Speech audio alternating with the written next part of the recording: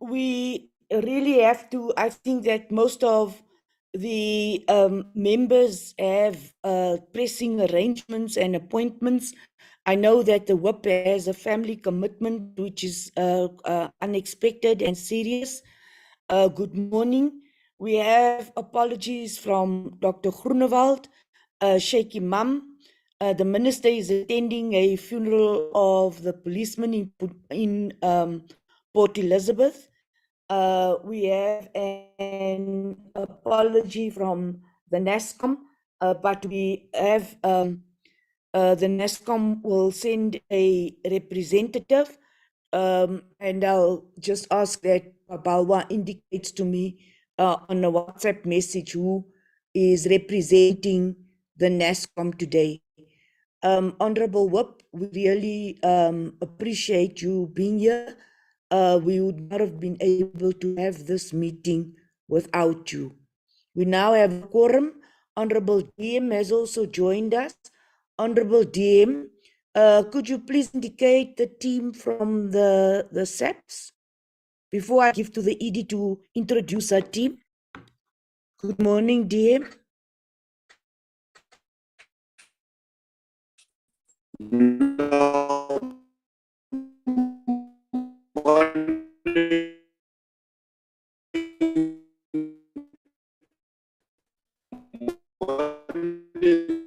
Chair.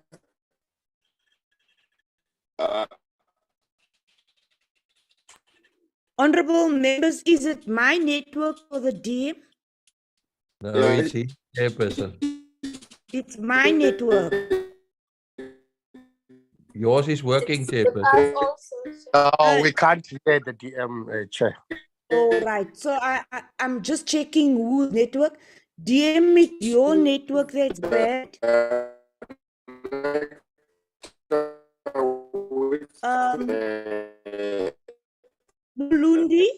Dolundi, can you just tell the DM his network is bad? We can allow her to introduce the. Thank you and good morning to Adam. All right, thank you. DM, your network is a little bit bad, but we'll assist you. DM, could I then, you said I could allow the ED to do the presentation. As we said, NASCOM sent an apology. I welcome those who are the representatives of the NASCOM. May I immediately ask the Executive Director of IPID, Mr. Tlatseng, to do the presentation. Mr. Tlatseng, can you please ask your team, you introduce your team, that they don't read all the slides word by word. We are all having challenges. We have seen the presentation, so it's not as if we want to rush through the IPID budget. Thank you very much, Edie. Thank you very much, Chairperson, and good morning, honorable members. I am going to introduce my team members. I've got 4 program managers. The first one is the head of corporate support services, Ms. Nomkosi Netsianda. The second one is the acting head of investigation nationally. It's Mr. Tuso Kifelakai. The third one is the head of legal services, Mr. Ramafuku.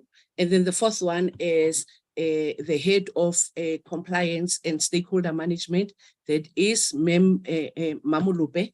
I also have the CFO on board, Mr. Patrick Sitsedi. I also have the director for strategy, Ms. Susan Letlape. I'm also joined by the director of HR, that is Mem Sibongile Palazzi. And the last one is Mr. Tiso Mapulwane, who's the head of executive support in the office of the ED. Thank you, Chairperson.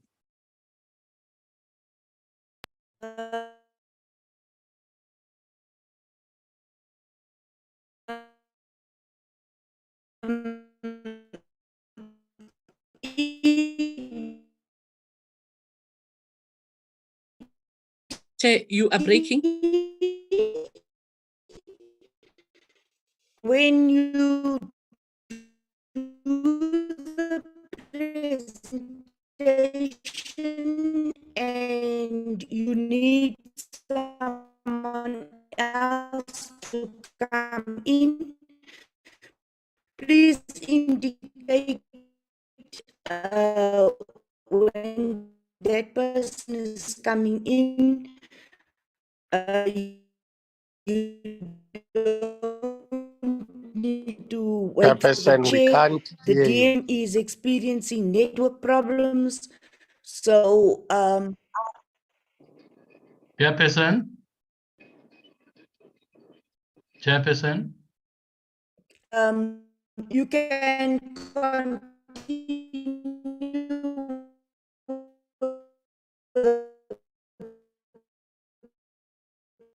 Honorable Mulegwa, please give us an interpretation of what's being said.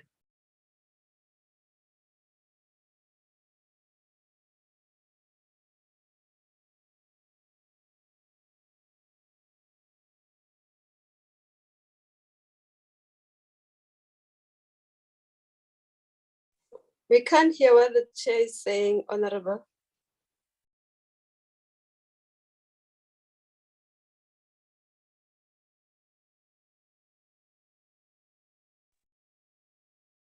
Can the web take over in the meantime, maybe?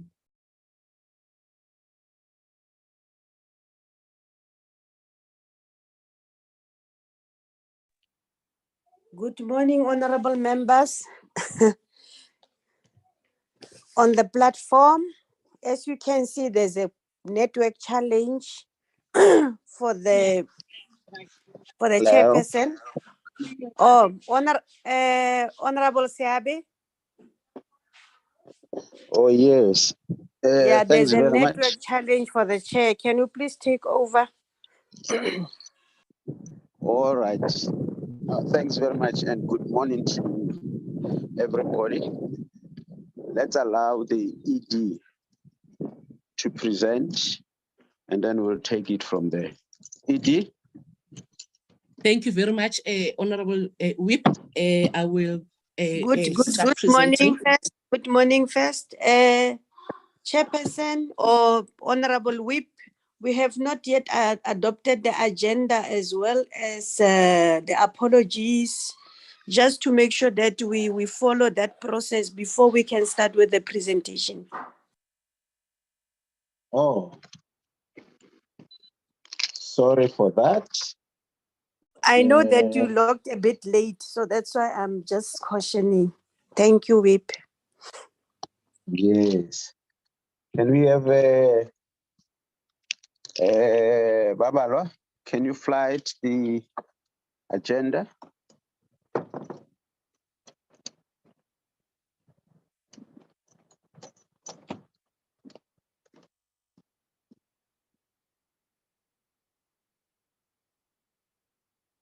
Can you scroll it up?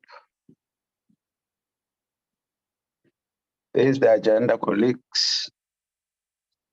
Apologies, opening remarks by the chairperson, presentation by IPID, considering IPID's annual performance plan and budget.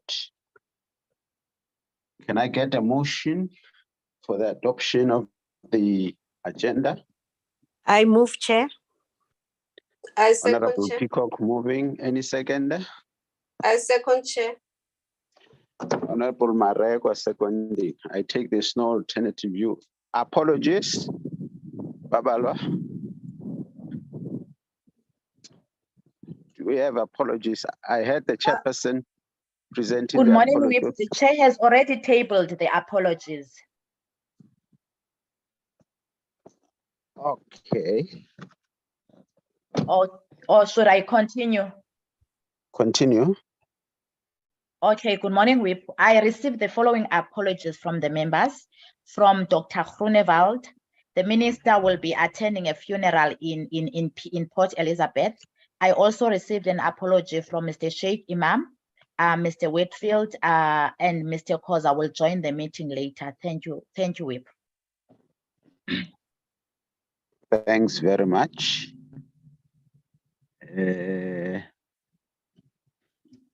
thank you. What can we now do? I don't see if we have minutes today, Babawa? No, Chairperson, we're not going to consider the minutes today. Thank you. So can we do the adoption of the agenda, or have you done that already?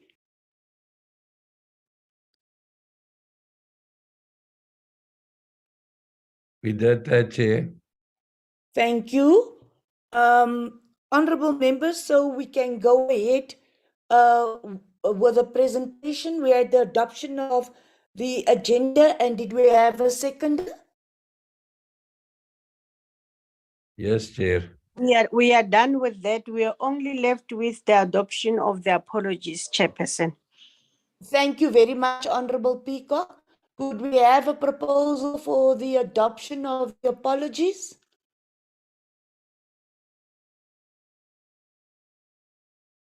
I move, Chair. Thank you. Honorable Peacock proposes adoption. Do we I have a second. seconder?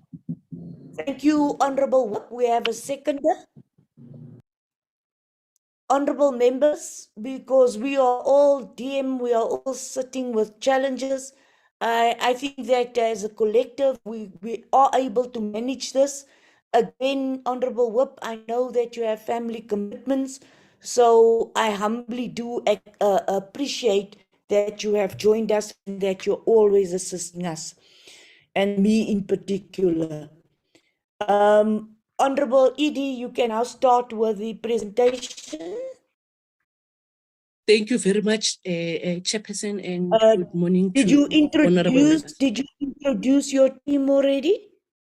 Yes, Chairperson, I've done that already. Thanks. My apologies for missing that. Okay, no, Honorable that's fine. ED, yes, we can see. Please don't wait for me to come in. If you need to call a member of your team to continue, you can do so. Okay, thank you very much, Chairperson. Thank you. Today, we are tabling our IPID budget and the annual performance plan for 2023 and 2024 financial year. Next slide. This is our index, our table of contents. It's the Executive Director's Overview, IPID's 2023 MTEF budget, adjustment to the Strategic Plan 2020 to 2025, the APP 2023-2024, and then the conclusion. Next slide. The purpose of this presentation is to brief the Portfolio Committee on the policy on IPID's budget for 2023 MTF, adjustment to the strategic plan and the annual performance plan for 2023-2024 financial year. The total budget allocation is 364 million, with compensation of employees contributing 67.5%, that is the 246 million of the total allocation. The department will continue to reprioritize its budget to fund priority areas. A total of 13,929 active cases were carried over to the 2023-2024 financial year. In the 2022-2023 financial year, 3,965 cases were completed. That is the 50 out of that, 53% of that, that is the 2,093 are backlog cases. There are 3 quality assurers that were appointed and have started with their work to strengthen quality of investigation, to assist in dealing with cases of nullius pro sequo, as well as the withdrawal of cases. We also have additional satellite offices that were established through collaboration with provincial departments of community safety. In Gauteng, it's 4. In KZN, it's 4. At Northern Cape, it's Kuruman, Springbok, and Uppington. The challenges. Capacity constraint taking into account the high case workload, which also affects turnaround time of completion of an investigation. Our supervisors are conducting investigations due to inadequate number of investigators, and thus it has an impact on effective supervision to subordinates and the quality of investigation. There's limited footprint, which affects service delivery and response time to crime scenes. Ineffectiveness of the case management system. Our current case management system, it's not doing what we want it to do. There are potential threats and risks to IPID investigators. Chairperson, we continue to experience this. Our key priorities for 2023-2024 financial year: 1, is the finalization of the IPID bill. Chairperson, yesterday we were presenting our bill to the ministers cluster for its adoption, and it went very well. It will be now going to be presented to the Cabinet Committee on the 16th of May. We continue to focus on improving the quality of investigation, giving high priority to cases related to allegations of gender-based violence and violence against people from other vulnerable groups, and increasing access to IPID services. We continue to prioritize the implementation of backlog strategy in order to address the continuous increase in backlog cases. The development of the new case management system is also important for us. And then number 5, it's continue to prioritize the implementation of ICT plan over MTF period in order to cover the infrastructure revamp and upgrades. Next slide. We continue with the expansion of IPID's footprint in an effort to improve access to services through the collaboration with provincial community safety departments. We're doing this with departments, chairperson and honorable members, because the budget that we have can't enable us to then procure or to rent out other satellite offices. Address the gaps that were identified through assessment that was conducted, which resulted in non-compliance with the OHS. Chairperson, I must indicate that we are doing our level best to deal with issues of the OHS, that is the occupational health and safety. We have a challenge, Chairperson. Our OHS, it's not functioning optimally. So what we did was to engage with the Department of Labor last week already, and they have promised that they will be conducting a workshop with us on the 30th and the 31st of May, just to make sure that we understand what is expected of us. But Chairperson, we've also created a position where a person is going to run with the OHS. So we are definitely making sure that this is functioning optimally. But we'll also look internally in the meantime, who can assist us to kickstart this process of the OHS. Number 8, commence with the process of entering into an MOU with the ACFE, that is your Association of Certified Fraud Examiners of South Africa. Sorry for that mistake. The institution will provide anti-fraud training and education for the core function to streamline the training of investigators that will assist in professionalizing the investigation environment. Chairperson, I must indicate that yesterday we've already received a memo, and on the 23rd of May, we'll be having a meeting with ACF just to ensure that all our investigators are forming part or are going to have membership with the ACFE. So the process is already unfolding. Start engaging with NSG to facilitate the collaboration with the University of KZN for training of investigators on forensic investigation. We've already started that. We've had a meeting with the KZN chairperson, and they are indicating that they will come back to it because they need to tailor-make the program so that it can suit our own environment. And also the State Security Agency to train our senior managers on cybersecurity. We've had a meeting with the State Security Agency chairperson somewhere at the beginning of May, where they are committing to train us on cybersecurity. They're also going to be looking at other courses to assist us in improving the quality of investigation in the department. The other course that I did not mention here, chairperson, it's the MIS course. Chairperson, on the 1st of June, we'll be undertaking a training on MIS, so that we can be able to classify they will teach us to know how to classify our documents properly and other matters related to MIS.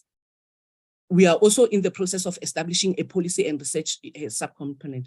Chairperson, I think it's important that we establish a policy and research subcomponent so that it can assist us in gauging our services and ensuring that we know the impact of the work that we are doing. But what is also important with that unit is that it will also inform our performance indicators in the next financial year, because it will be based on research that has been done and what communities want. Next slide. Chairperson, I'm going to request that the CFO come in to present on the MTEF budget. Over to you, CFO. Please try and be brief. Members have already gone through the slide. Thank you. Mr. Sedi.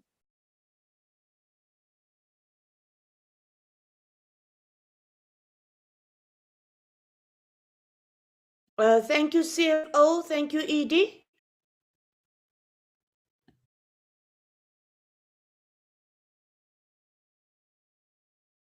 CFO?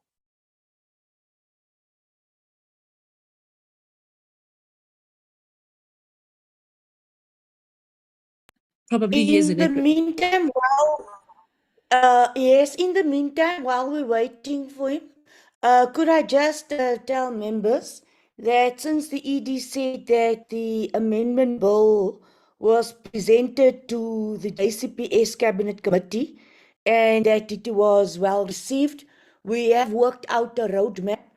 Nicolette, we haven't added dates to it, but Nicolette, can you circulate that amongst members, please? Will do, Tree. Could we get an indication if the CFO is connected now?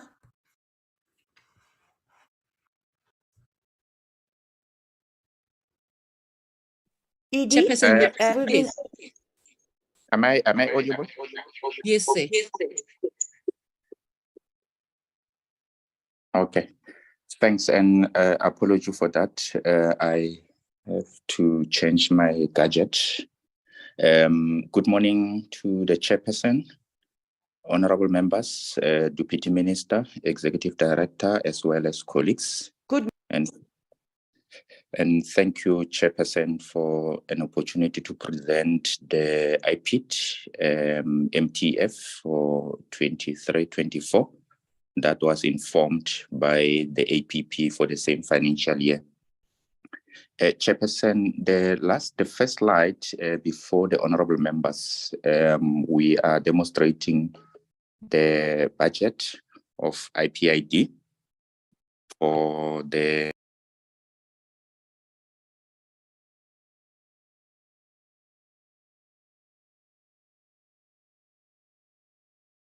CFO?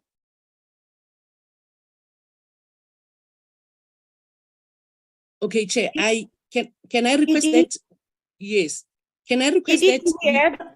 do we have a backup? It seems as if the CFO is having challenges as well. Yes, and maybe let me just go through I'll try my level best to read the finances, chairperson, although I don't have that much knowledge, but I thought he was going to put it in a better perspective. But chairperson, I think what you were saying to us was that he was demonstrating how our budget has been in the last 4 financial years. If you look at the current financial year, we've been allocated 364,386,000. So in the last financial, in all these financial years, chairperson, we have not experienced a huge increase in the budget. So we're just demonstrating, if you look at 2022-2023, it was at 363 chairperson.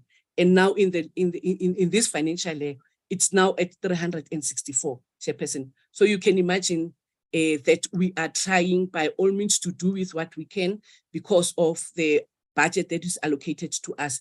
It is not enough. Move to the next slide. I think what the CFO was also going to be saying is that we have 9 provinces, and this is how we're allocating our budget for the 9 provinces.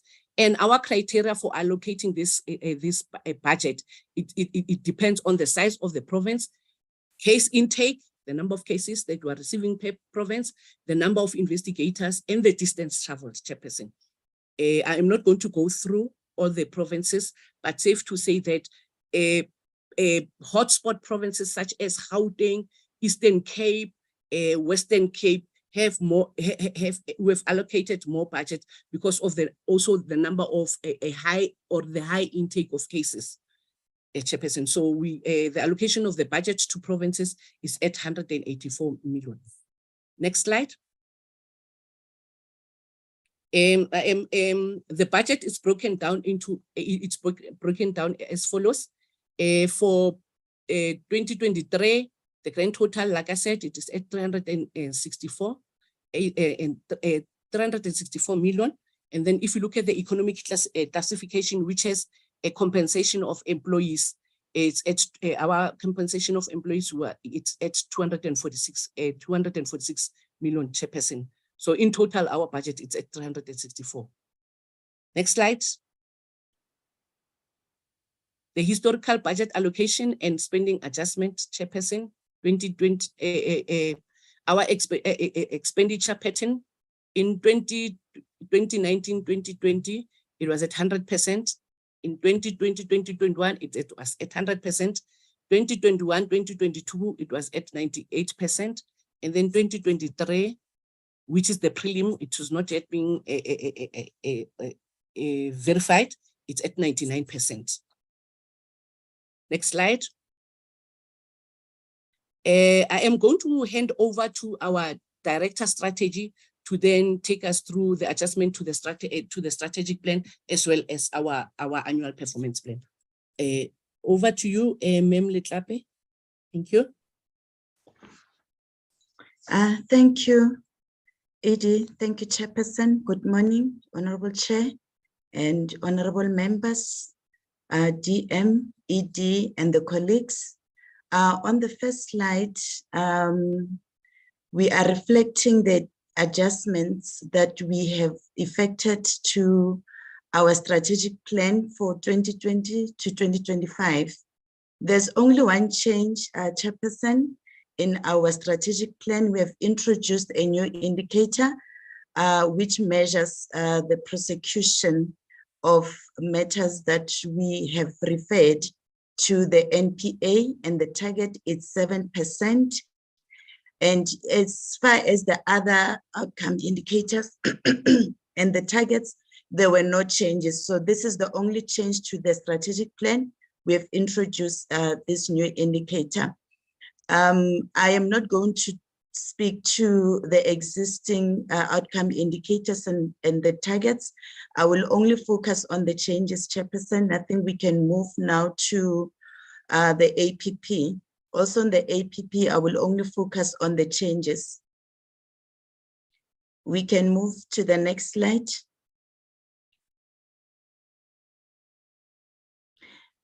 On the APP, Chairperson, starting with Program 1, Administration, we have introduced one new indicator, which is number of ICT governance policies approved, and the target is 4 for the first year of implementation, which is the 2023-2024, and the intention is to improve our ICT corporate governance environment.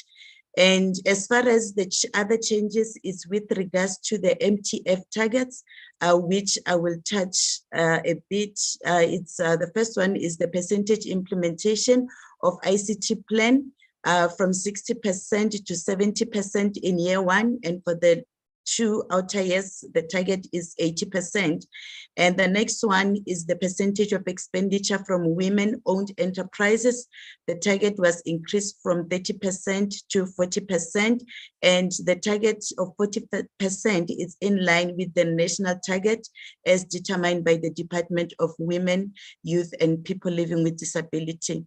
We can move to the next slide. I think we can skip this one because there are no changes, other changes to the indicators. I've already alluded to the changes that were effected under Program 1. We can move also on this one and move to Program 2. For Program 2, Chair, we have introduced one new indicator. It's the number of cell inspections conducted at police stations per year, and the target is 108, and all provinces will be contributing collectively to the attainment of this target. This is just the minimum that we are intending to achieve based on the available resources, and also based on the fact that we don't have dedicated personnel to conduct these cell inspections. The same investigators who are expected to investigate, they will be also assisting with conducting the cell inspections. And the intention is to monitor the compliances to the management of detention centers, and also to ensure that we identify any possible risks that might lead to death in police custody, which is one of the case classifications that we are responsible to investigate, including rape in police custody. And in terms of the changes, other changes, Chair, there are 7 indicators where the targets were adjusted upward. If we can move to the next slide. Okay, I will only focus, Chairperson, on the changes. And the first one is death in police custody. The target was increased from 80 to 150 in year 1, year 2, 175. In the last year is 200. And the next one is for discharge of an official firearm. The target was increased from 370 to 450 for all 3 financial years. And for rape by police officer, the target was also increased from 30 to 86 in year 1, year 2, 90. Also in year 3, the target is maintained at 90. We can go to the next slide. Torture matters, we have also increased the target from 80 to 139 in year 1, year 2, 140, and in the last year it's 150. And for assault matters, the target was increased from 2,000 to 2,500 for all 3 financial years. And the next change is with respect to investigations of other criminal and misconduct matters referred to in section 28(1)H from 30 to 100 for all 3 financial years. And the next one is offenses referred to in section 33. The target was increased from 50 to 30 for all 3 financial years. And the changes, Chairperson, to these indicators, or the targets rather, we have considered the historic performance and also the active cases that we currently have in our workload. I've already alluded to the new indicator of inspections that are conducted. What I can only add is that in year 2, the target will be increased to 135, and in year 3, it will be at 144. We can then move to program 3. For program 3, Chairperson, there were no any new indicators that were introduced. The only change is with regards to the target for legal advice provided to the department within 30 working days from 70% to 80% for all 3 financial years. And this was informed by the level of performance in the previous financial years. We can then move to program 4. There were no changes to other indicators under program 3. That was the only change. And the last program is program 4. Recording in progress. We now have a total of 10 output indicators. We have introduced 2 new indicators: percentage of SAPS disciplinary outcomes taken on review within 60 days of analysis. And the other one is percentage of NPA prosecution decisions taken on review within 60 days of analysis. So the intention, Chairperson, is to ensure that where IPID, we are not in agreement with the outcomes, either from SAPS or the NPA, there's going to be a close monitoring on those matters to ensure that we take them for review so that we can ensure that there is justice for the wrongdoing that we have identified. And the other changes, it's with regards to the MTF targets, which I will request that we move to the next slide, and I will just only touch on those 5 indicators where there are changes. We can move to the next slide. Okay, the first one is number of engagements held with key stakeholders. This also includes community outreach events that we are conducting. The target was increased from 166 to 180 for all 3 financial years. And the other change is with regards to the recommendations referred to SAPS and MPS that are analyzed, and the next one also criminal referrals forwarded to the NPA that are analyzed. The targets were increased from 80% to 90% for all 3 financial years. We have also increased the target for responses from subs and MPS that are analyzed from 70% to 80% for all 3 financial years. Going to the next slide, we have also increased the target for responses that we receive from the NPA from 70% to 80% for all 3 financial years. And those are the changes, all the changes with regards to program 4. Thank you, Chairperson. Thank you, ED.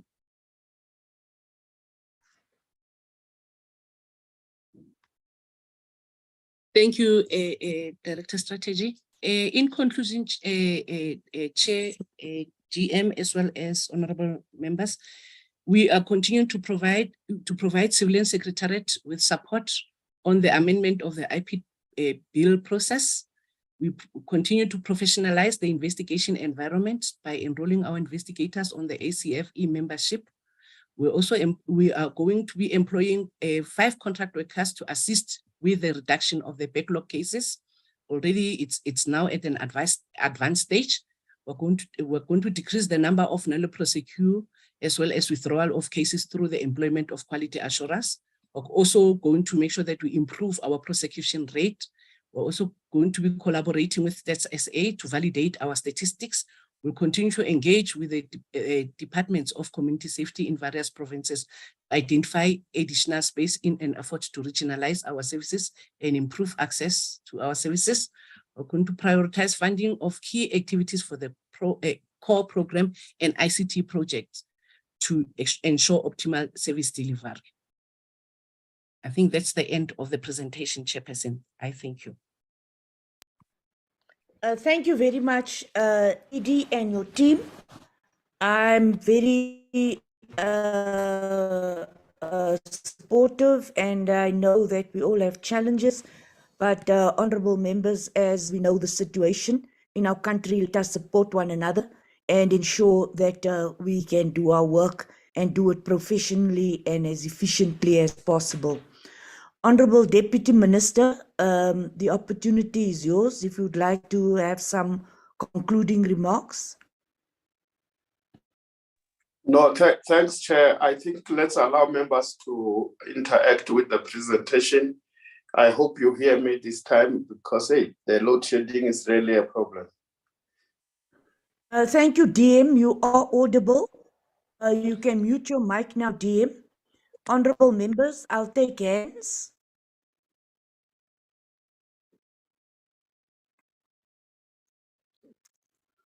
Honorable members, I'm waiting for an indication for your hands. Honorable Tablanche, I've noted you. And then Honorable Marekwa, in that order. Honorable Tablanche, you may start. Chairperson, thank you. And, yeah, all of us has got challenges with the load shedding. Same on my side, but fortunately, I think I'm still audible, I hope. Chairperson, I want... Yes, Honorable Tablanche, your network sounds stable. You may continue. Thank you, Chairperson. Chairperson, I want to thank the director and her team for the presentation. Chairperson, but really, this is a very, very bleak picture of what is happening in the IPID environment. And I'm going to focus on just a few things. First of all, and I did mention it the previous time also that we engage for the very same things. We have a backlog of 13,929, almost 14,000. The active, the cases that they managed to complete the investigation is only 3,965. Chairperson, we are dealing with a sinking ship. If this trend continues, Chairperson, I have serious concerns whether IPID is making any difference. And my question is, and I'm going to get to the others now, Chairperson, how are we going to change this around? I think the minister, the deputy minister must indicate to us when are they going to intervene and to what extent they're going to intervene. Chairperson, something that is also not clear to me is the director mentioned, that the collaboration with community safety, provincial department. My question is, what are these people going to, how are they going to assist them? They can obviously not do the investigation on their behalf. So what is going to be their role? How are they going to assist these people to get something going in that environment? Chairperson, then we got a budget, the presentation, a budget, and my question is, what is the shortfall for IPID to be able to do their work properly? Because obviously that is not the position at the moment. Chairperson, and then I think the most concerning issue for me is they have a target for NPA prosecution, Chairperson, and I want to make this very clear. A 7% target prosecution. Chairperson, what are we talking about? 7%. So any police official that is committing a crime has a 93% of going, there's just no way that this person is going to be charged. So 93%. I don't think that is really acceptable. Chairperson, and then, if you go to their, page 22, program 2, the whole program 22.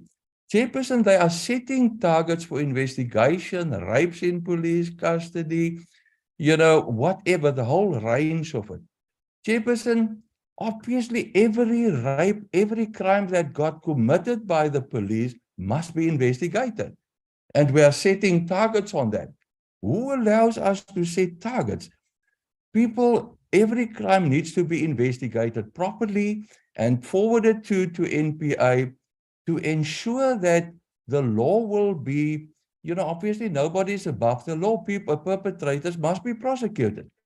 Chairperson, I'm very concerned, and really, I think that we must say, and unless I can be convinced otherwise, that this is really a sinking ship, not a toothless bulldog, not fulfilling its mandate. Thank you, Chairperson.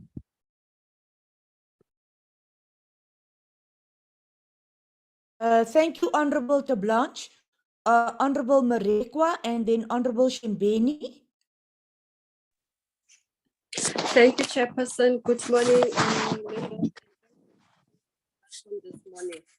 Chair, let me start by appreciating the presentation this morning, all the presentations this morning from IPID, and also, Chair, to maybe start by saying that as the director was introducing her staff, one was pleased to know that the issue of gender equity is being taken serious at IPID. And I think we need to commend her for that there is a balance in a way in terms of gender, because we know what happens in other committees. Sometimes when the delegation, sometimes you will hear whether male dominated. We need to appreciate that as well. That's work that has been done. But also this type of work must also reflect in provinces as well, that it should not just be at national, but also in provinces. There must be that balance, or equity must be addressed in all provinces. Also, what I need to appreciate also, Chair, from this report from the Executive Director's overview, the mentioning of satellite offices being established through collaboration with provincial departments of community safety. One needs to appreciate that it seems that it is going also it's reaching areas that are very far, because some of us also operate in areas as far as Namakwaland. So if they can also be having these services, it will greatly assist with the movement, knowing that the Northern Cape is a very vast province. It's vast in terms of distance and so on, and people having to drive every time to Kimberley, it's really taking a lot from the budget, and you realize that the budget is actually spent more on traveling than other on other services. So we appreciate that at least in those areas, Springbok, Kuruman, and so on, there will be those, there are those officers operating there. Chair, from my side, in terms, as much as I've appreciated and welcomed the presentation, one notes that under personnel expenditure that let me start by appreciating as well the employment of interns that the IPID is looking into, which to me will address, seems that it will also assist in addressing the unemployment rate that we are having and that is facing us as a challenge in the country, and that these interns will be given a particular skill, will also be having a type of a stipend or whatever they will be receiving. And by doing this, by taking one person from a family being an intern, it alleviates the level of poverty in households. So I want to commend and appreciate the efforts by IPID to looking into this matter of bringing in interns to assist with the work within this component. The other thing, Chair, what I want to check in terms of the responses by the Minister of Finance that talks to IPID having to prove their capacity in terms of dealing with issue of underspending. Well, this employment or the appointment of interns assist them to fully utilize their budget and avoid underspending on the area of personnel compensation. That's what I would like to hear from IPID. And also, just the last question, Chair, is that how many litigation matters are referred to the state attorney on average per year? Those will be my input and questions, Chair. Thank you so much. Thank you very much, Honorable Mrekwa. Honorable Shembeni, and then Honorable Meshu. Thank you, Chairperson. Good morning, everybody. DM, Executive Director, thanks for the presentation. I've got a few questions. Number one, why is the performance indicator to report on the compliance of senior management structures, financial interests submitted through the e-disclosures was removed from the 2022-2023 APPs? Number two, of the backlog, Chair, what number of cases are awaiting technical reports such as postmortem, DNA, ballistics, histology, and toxicology reports? Thirdly, Chairperson, can the department explain the target to only finalize one case of rape while in police custody during the 2023-2024 financial year? Number four, how many complaints do the department receive that falls outside their mandate? And what do the department do with these complaints?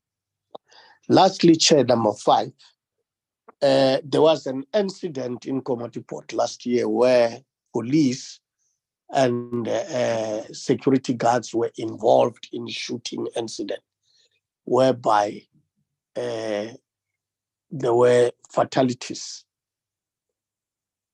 I want to find out from the department as to how far are they with the investigation.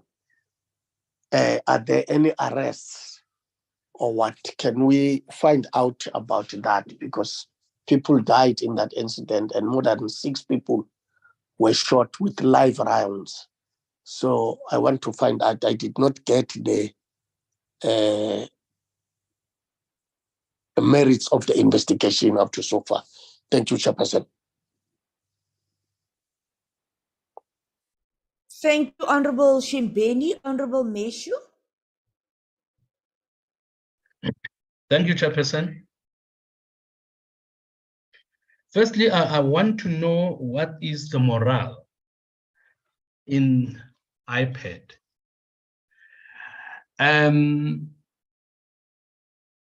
Are police or workers in that department enthusiastic about their work? Are they discouraged?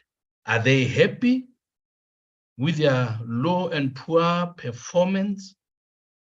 And if the morale is low, what does the director and her colleagues think should be done to reverse it? Because if people do not appreciate or enjoy what they are doing, the results would always be below expectation. We know that police have lost respect in the country. Many of them have lost respect because people are seeing crimes that should not be committed by the police. It is very, very sad to see a drunk policeman in uniform behind the wheel. Actually, there was a video that made the rounds where a police driver fell out of the van and he just could not get back into the van because of drunkenness. And people like that seem to be getting away with what they're doing. It's like there's no more fear for the law, fear for punishment. There's no more self-respect. And if police are not respected, what makes us think that we will have control over crime?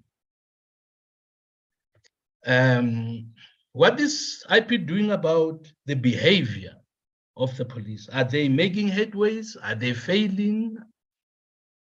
Have they come to a stage where they don't know what to do anymore because things don't seem to be improving? And then my last one is how they came up with a 10% target of prosecutions. I want to know how they arrived to that low target of 7%. What informed their decision to have such a low target? Was it a thumbsuck? Was it just a guess? But why 7%? When so many criminal acts are committed by the police, why 7%? What informed them to come to such a low percentage? Thank you, Chairperson. Thank you very much, Honorable Meshu. Do we have any other hands from the members? If not, IPID, you may respond. Edie, you may decide who will respond. Dame, would you like to come in before I give them a chance?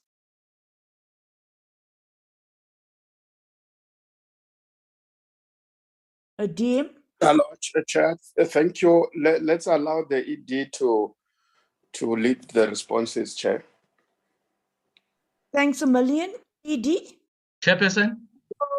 Honorable Meshu, your hand is still up. Are you not done yet? No, my apology, Chairperson, because I might be getting a load shedding and off the grid in few minutes time. May I request that they start with my questions so that I can hear the responses? Certainly, Honorable Meshu. Edie, could we start with Honorable Meshu's question?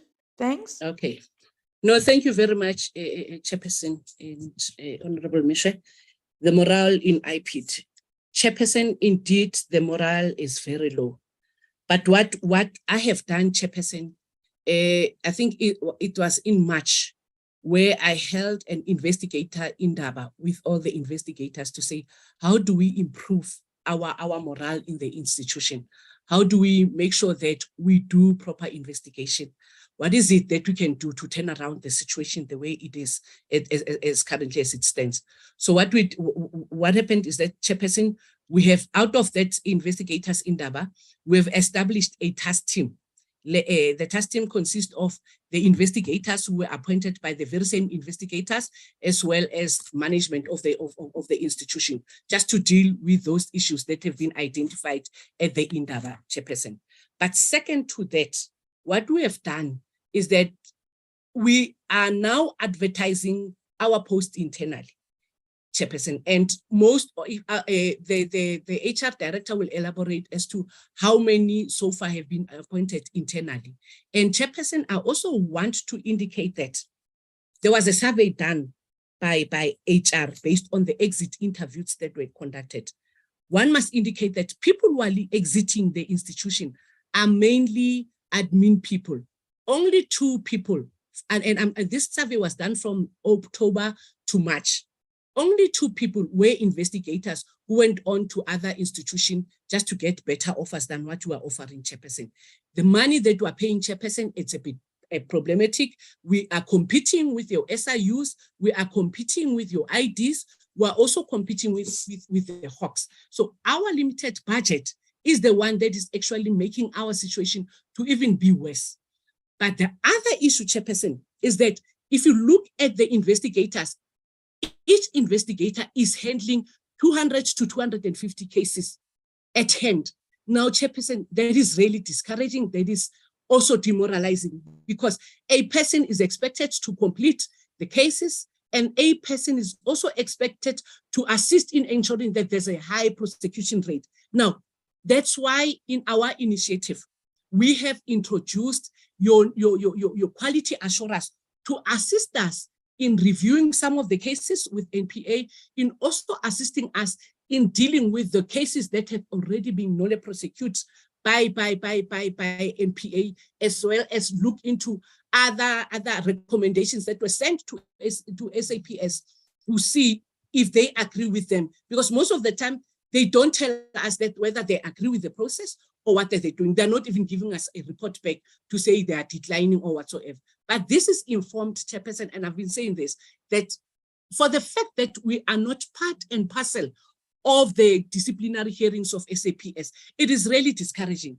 It's like we are sending recommendations, and SAPS will just decide on their own whether they take the recommendations or they're not going to take those recommendations. And we've had engagement on this matter to say, can we be part of this disciplinary hearing, so that they can also give us an opportunity to hear why did we arrive at the conclusion that we arrived at. Sometimes you find that we are recommending that the person be dismissed from the service, only to find that a person will only be, that his or her salary will only be docked for 3 months. And that's it. Really, Chairperson, it really doesn't make sense for us. So we're in a very difficult terrain, Chairperson. And I just feel that if we are given that opportunity to sit in these disciplinary hearings, we'll be able to show that indeed we are doing our work, because we are making sure that we're pushing and that our prosecution rate it's very high. So the issue of morale, yes, I've noted that, Chairperson. I am busy dealing with that issue of morale through this task team of investigators. We're going to make sure that they are doing their work and they are also happy with the environment. And we are busy doing some changes. I mean, there were issues that were raised there in terms of your resources. And Chairperson, the budget, it's limited. We are trying by all means that we get as much as we can with the very same limited budget. So this budget, it's actually holding our hands. We're unable to do what we want to do with our investigators. The capacity, Chairperson, it's a problem in IPID. We only have 175 investigators in IPID, vis-a-vis your police officers who are at 195,000, including the metros. So it's really impossible, truly and honestly. It's really too much for our investigators, Chairperson. I'll also talk about the drunk officers in vehicle and all that. Yes, we see all this in all these videos that are playing around, Chairperson. But there are issues that are being dealt with by SAPS. We are focusing on our mandate, Chairperson, which is Section 28(1). And there we talk about death in police custody by police. We're talking about a death as a result of police officer and the pointing of firearms. We're also talking about rape in police custody as well as rape by police officer. We're also talking about assault as well as torture. We're also talking about corruption and systematic corruption. We do get other service delivery complaints, Chairperson. Some of them, we refer them to your civilian secretariat because it's also part of their responsibility, as well as SAPS. We'll then send them back, like the issue of the drunk police officers in the vehicle. But I know that some of them, they've dealt with them. the behavior as well of the police officers. Part of our work is to professionalize the police service. We go around conducting lectures in police stations to talk to police officers about their behavior, to talk to police officers about the work that IPID is doing and why we're doing what we're doing. Some officers have complained, they feel that they are hamstrung by IPID because they can't do their work because they're scared that IPID is going to arrest them. But Chairperson, we continue to preach to say, you are expected to discharge your duties effectively. If you're doing your work by the book, IPID can't intervene. There are times where we do investigation and we realize that the police officers did their work professionally and the police officers did their work by the book. So we also try by all means to improve their behavior by conducting these lectures in various police stations. And we're hoping that we'll also be given an opportunity to engage our police officers at the colleges. The target, how did we arrive at the prosecution rate? Why the 7%? I'm going to request that the director strategy can come in as well, and she must also be supported by the acting head of program 2. Thank you. Over to you, Mem Litlape. Thank you, Chairperson, and thank you, Edie. What informs target setting? We consider the historical performance, and in the previous financial year, the prosecution rate was at 4.6%. And by the end of, it was 2021-2022, the audited performance information, not 2022-2023, but for 21-22, it was at 4.6%, which was below 5%. And out of the 2,427 dockets that were referred to the NPA, we only received outcome or feedback on only 42% of those. And by the end of that financial year, we're still awaiting decision on 58% of the matters that were referred. And out of the 42% that we received, the decision to prosecute, it was at 4.6%. So that's the baseline that informed our target setting. And we, based on the interventions that the department will be implementing in the current financial year, the appointment of the quality assurers, we then decided that we need to increase our target at least to a 70%, and we'll see how we progress. And also to indicate, Chairperson, that 7% is just the minimum. We are not limited to 7%, and we are not going to limit our performance to a 7%, but this is a realistic target that we are aiming to achieve and possibly even exceed, Chairperson. Thank you. Thank you, Edie. Thank you, Mem Litlape. Can I please go over to the questions posed by Member Terblanche? The backlog cases, what are we doing, and the concerns around us being a sinking ship, and what is it that we're doing to deal with this? Chairperson, I've indicated in my presentation, we are in the process of hiring your contract workers. These are seasoned investigators who have retired from the police service, who are going to work with us to reduce the number of backlog cases. And out of this is where we'll be able to get an increase in terms of the prosecution rate, and also dealing with some of the cases that are giving us challenges, Chairperson. And this will alleviate the work that our investigators are carrying, and it will also deal with this backlog that we are currently experiencing, Member Terblanche. So we are doing our level best. We are trying to push. I want to make sure that this backlog is being reduced, or it's no longer there at all, by the employment of these contract workers. And I'm hopeful, and I know that next time when we come back to the committee, we'll be able to show what is it that these contract workers have done to deal with these cases, and hope, because they've got the experience. And so far we have gone around checking their credentials, and we are seeing that these are ex-detectives who are working very hard to deal with these cases. Secondly, how is the Department of Safety assisting us to deal with investigation? Member Chair Blanche, let me clarify. Department of Community Safety is only assisting us with accommodation because we want with accommodation. They've got regional offices. They are going to assist. They are going to be accommodating us so that communities can be able to access us in those regional offices. We do not have the budget to increase the number of satellites that we have. Our budget is very limited. So by having those satellite offices, it will make communities to then have access to our services and making sure that we deal with the cases as they come, unlike us waiting for them to come through. If the office is around the corner or it's in a region, it is better because then they'll be able to access those services. And we also want to improve service delivery. The budget, what is the shortfall? I am going to hand over to the CFO to talk about the budget and the shortfall on the budget, because we have an expansion strategy. All we need is money. But I think CFO, if he's audible, he can then elaborate on the budget. What is the shortfall for us to make our work to be effective and efficient? Over to you, CFO.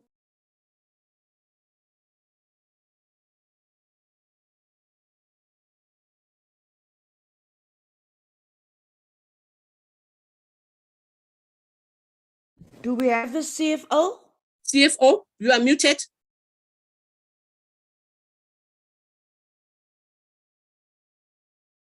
We also have Pop Crew who has joined us on the platform. Welcome. Okay, I see the CFO is muted. CFO? Okay, the CFO seems to be experiencing some technical challenges because of the load shedding. I must indicate that we have an expansion strategy, Chairperson, and I would love us to come back and present the expansion strategy, because I've been told that this expansion strategy has always been shared at various platforms to show if we were to expand, how many people do we need to make the work easy, and what is the budget needed for the tools of trade, because we really need money to do that. So I'm therefore going to request that we be given an opportunity to then come and present the expansion strategy. CFO? Okay, I see you was trying to...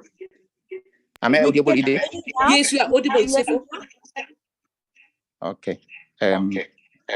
My apology for the technical glitches. Can I quickly do There's an this? echo, CFO. There's an echo. There's an echo. Can we switch off?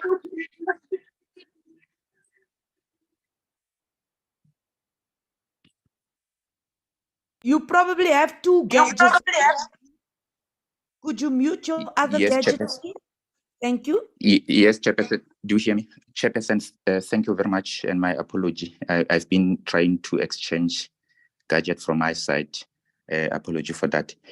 Chair, with regard to the question that was raised by Honorable Terry Branch in terms of what is the shortfall for IPID to effectively do its work. Chair, as Executive Director has alluded, IPID developed what we call an expansion strategy that was developed in the financial year 17-18. The expansion strategy, Chairperson, was quantified to the tune of 275 million that was required in order to address the following: to expand footprints in various provinces, to increase capacity of our investigators, also to provide the tools of trade. So, Chair, since that financial year, we have been presenting this expansion strategy. We have also shared the same expansion strategy with National Treasury. Each and every year when we make our presentation inputs for MTF, we also share the strategy to National Treasury for consideration. Chair, maybe let me take advantage of the platform and deal with the question raised by Honorable Marekwa. The first one was on COE, the concern that was raised by National Treasury. Yes, we have noted the concern. It was on COE expenditure, mainly due to the savings as a result of the officials who were seconded to ID. We could not fill their position on time because of we wanted to fill them on contract while officials are with ID, but we could not succeed in that area. However, yes, the interns that were recruited, the number was increased, and it assisted the department in terms of spending within the compensation of employees. And then the last question from Honorable Mareka was on the average spending on legal cost. Honorable Mareka, the expenditure on legal services cost, we spend almost 2.5 million each and every year, and it's consistent. When I looked at the financial year 21-22, it was 2.5. Financial year 22-23, which is the last financial year, it was 2.5. So it's almost the same amount of money each and every year. Thank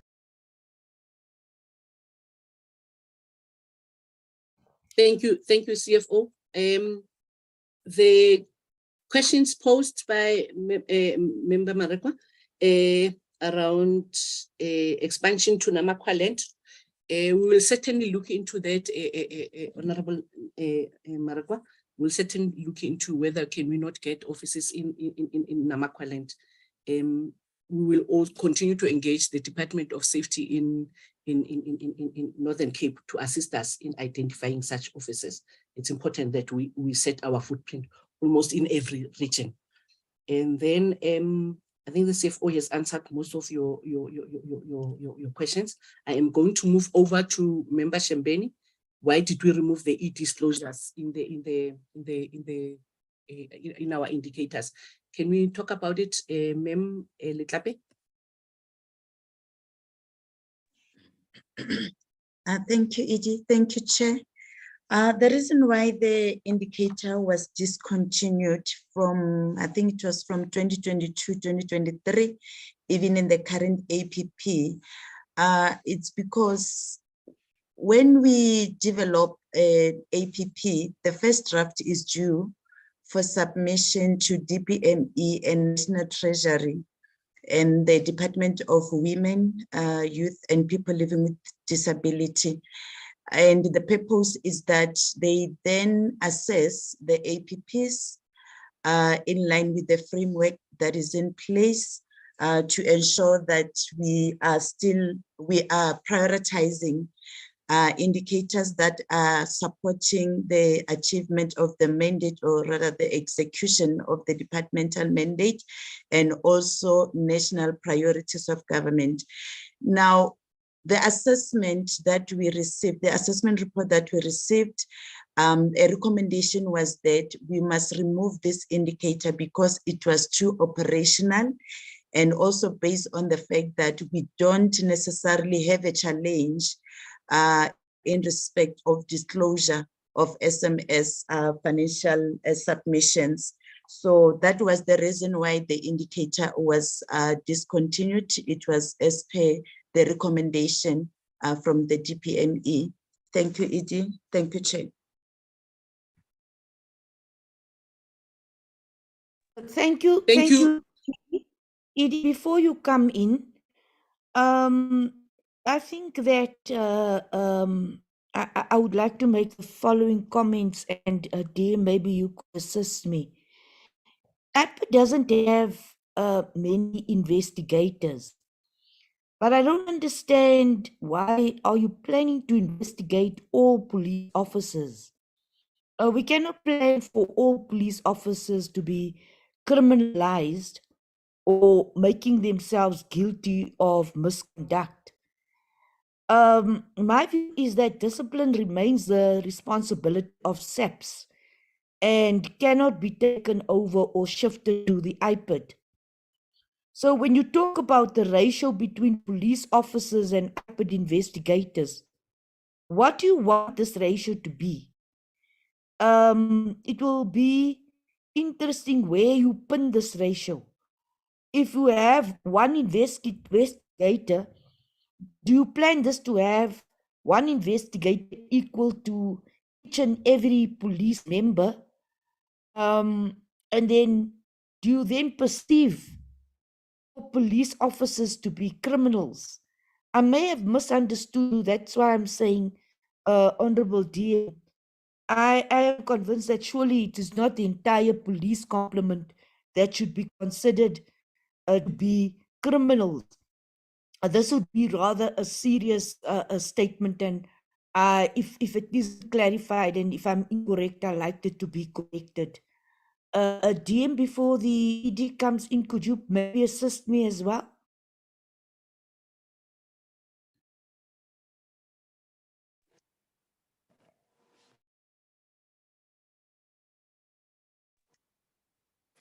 Hello, hello, Chair. Yes, Yeah, DM, I can hear you. hey, you know, my gadget is when people speak, I hear some parts I couldn't hear clearly.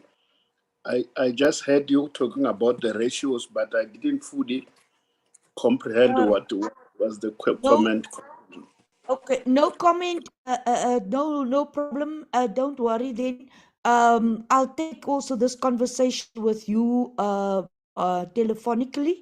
Edie, could you maybe assist me, please? Thank you, Chair. Yes, Chair, we acknowledge that there are police officers who are doing good work. Our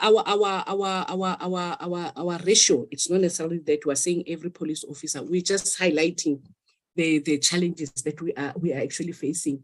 But what we've picked up is that we are unable to go out in ensuring that almost half of the service are being dealt with, especially those that are involved in criminal activities. We're unable to do that with the number of investigators that we are currently having. And Chairperson, I think we will give you a proper ratio when we come back, where we are requesting that give us an opportunity to talk about the expansion, our expansion strategy, and it will also highlight the ratio that we are proposing to the House. I think it will assist a lot. Right now, I'm scared that I will thumbsuck, but I was just giving a picture to say, this is where we are. There are 190,000 police officers. There are metro police officers. We do not have their number. And we are trying to juggle around and make sure that we work with them, because suddenly there is a spike in the metro police where police, the metro police officers are also committing crime.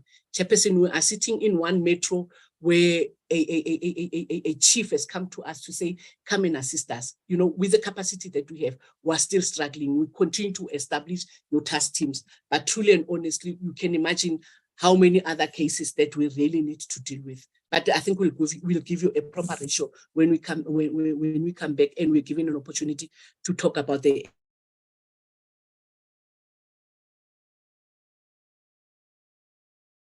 unknown there. But with the little that we have, Chairperson, the quality assurance that are going to assist us in improving the prosecution rate and also dealing with the non-prosecute cases, we will see what is it exactly, where are we going, are we winning this war?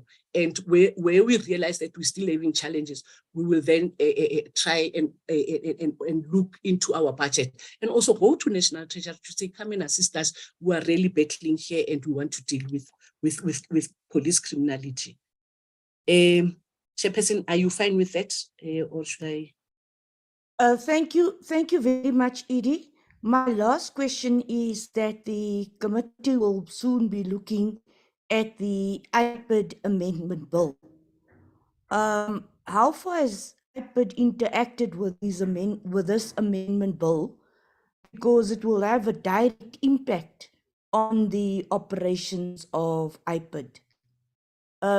If you do not have the responses, you could ask someone else to respond.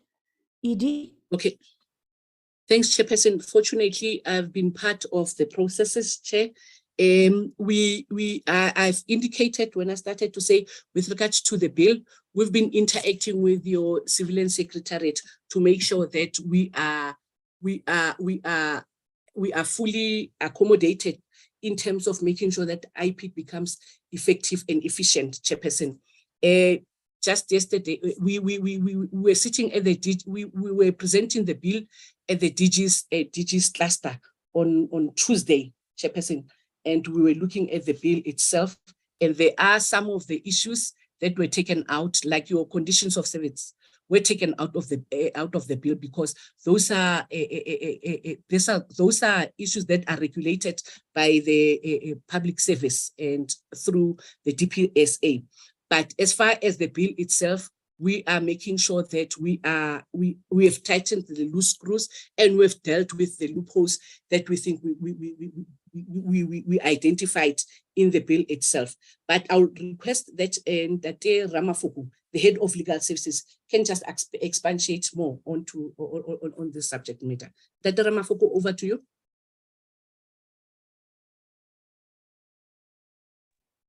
Yeah, good morning, Chairperson, Deputy Minister, honorable members of the committee, colleagues, ED. Indeed, the bill was has served before the DG's cluster, and yesterday it served before the cluster meeting of the ministers, and it has received the nod to proceed to the next level, which is the cabinet committee, and some amendments were effected in respect of the comments received from the publication of the bill and the advice obtained from the Office of the Chief State Law Advisor, and we are continuing to incorporate some of the things as and when we proceed to engage with various levels. We are hopeful that before the end of the term of this administration, the bill would have filtered through all the processes and become applicable law for the country. We heard that next week it will be then serving before the cabinet committee. Thank you, ED. Thanks, Chairperson. Thank you very much, ED. Let me just find out if any members would like to have follow-up questions. Honorable members, do you have any further questions?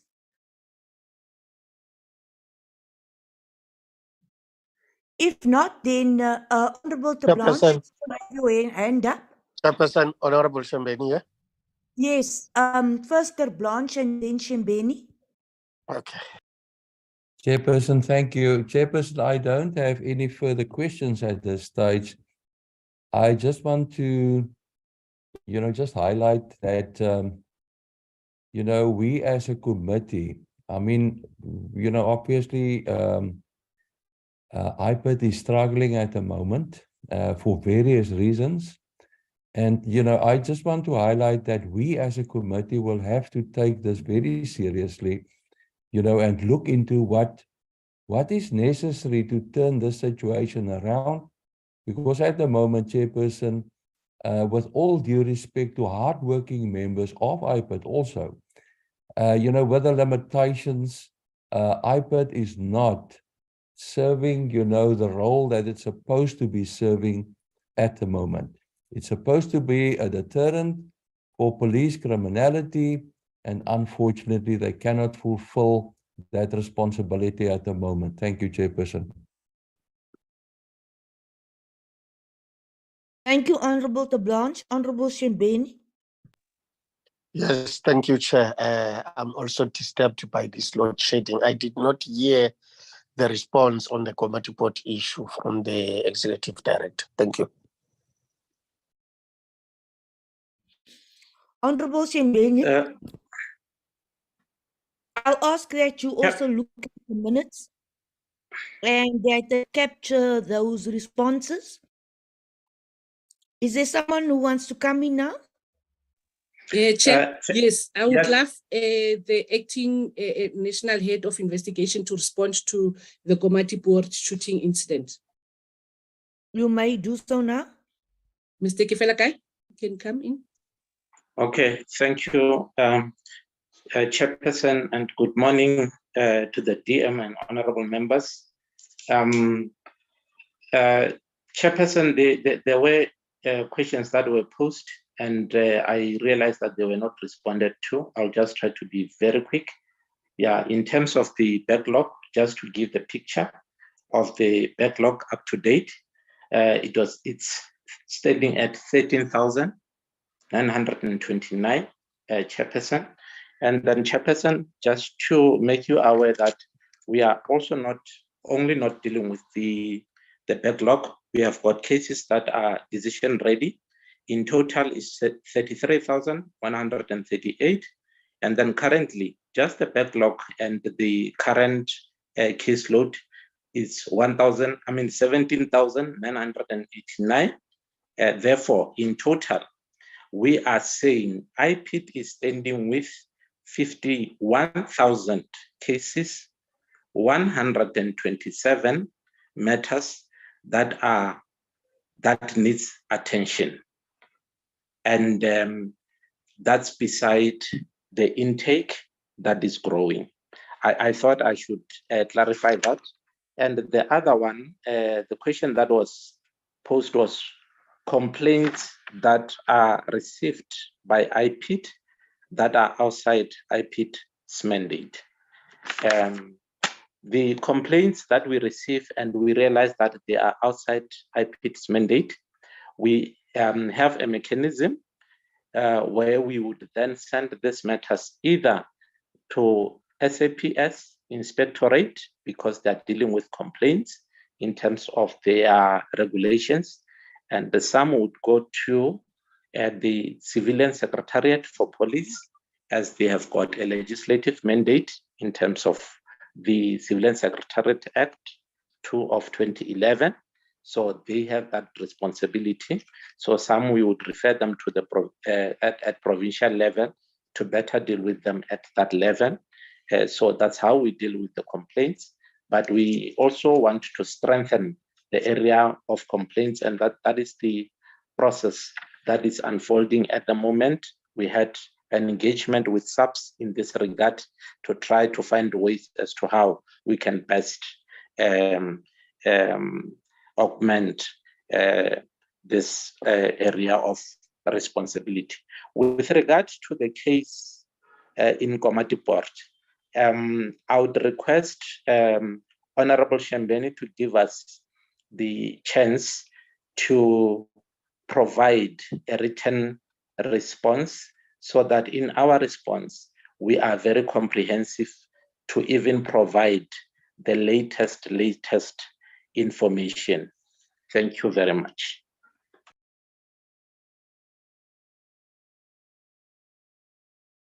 Thank you very much, Chairperson. I think we have managed to deal with with all the cases, with all the questions. Honorable members,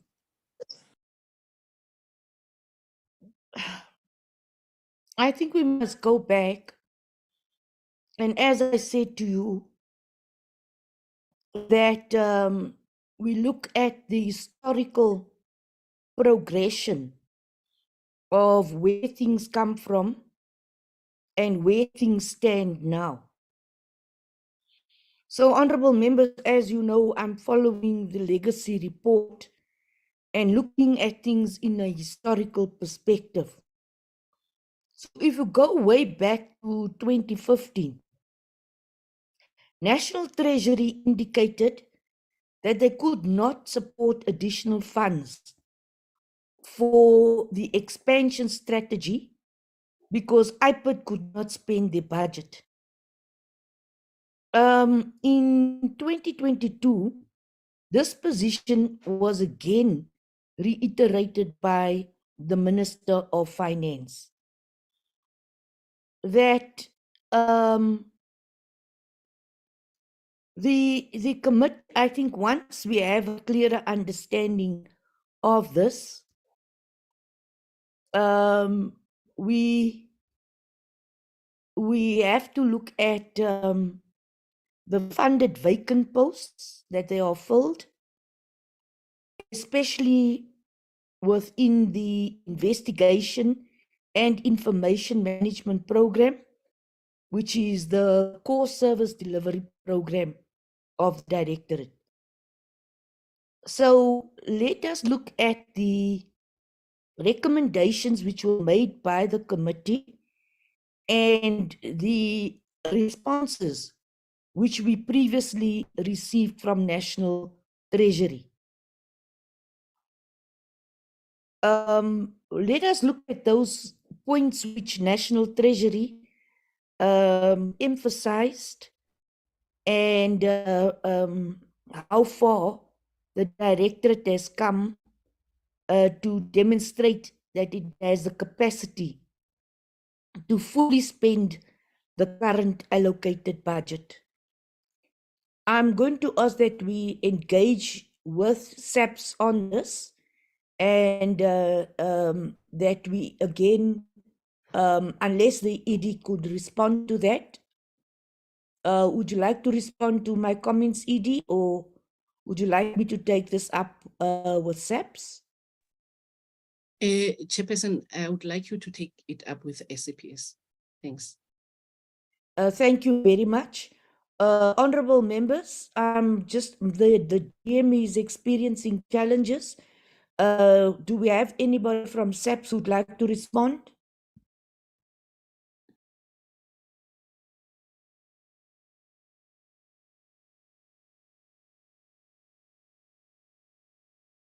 I don't see any hands, so I'll certainly engage with the National Commissioner and the Minister and the Deputy Minister. Honorable members, do you have any further comments that you wish to make before I close the meeting? Honorable members, IPID and the Deputy Minister. Recording stopped. Civilian Recording in progress. Civilian Secretariat, I wish to thank you for joining us on this Friday morning. It was a meeting which was called outside of our scheduled time frame. I appreciate the WIP, honorable members, that you have made the time to join us.